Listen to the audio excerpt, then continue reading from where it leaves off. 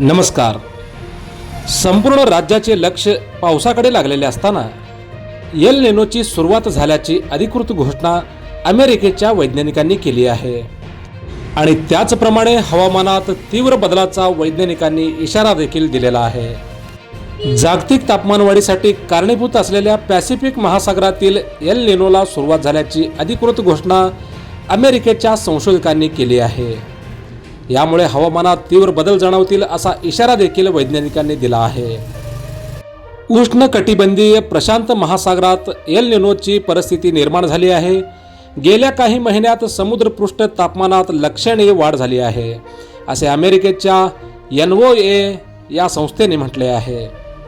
विविध मॉडेल्सच्या सहाय्याने करण्यात आलेल्या अंदाजानुसार असे सांगण्यात आले आहे की हा एल निनो आणखी तीव्र होऊन सुपर एल निनो ठरू शकतो आणि आतापर्यंत नोंद झालेला एल निनोमध्ये हा एल निनो सर्वात तीव्र असण्याचा अंदाज देखील वैज्ञानिकांनी व्यक्त केला आहे.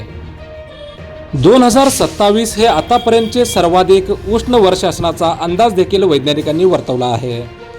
या तापमानवाढीला मानवीय कारणे जबाबदार आहेत आणि गेल्या अनेक वर्षातील तापमानवाढीच्या पार्श्वभूमीवर 2027 मध्ये सर्वाधिक उष्ण वर्ष नोंदवले जाण्याचा अंदाज देखील वैज्ञानिकांनी वर्तवला आहे.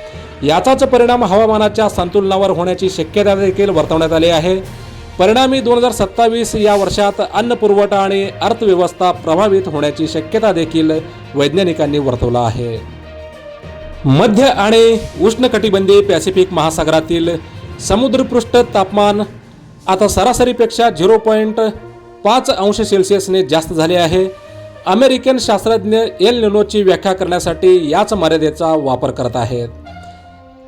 गेल्या महिन्यात एल निनोची परिस्थिती विकसित झाली.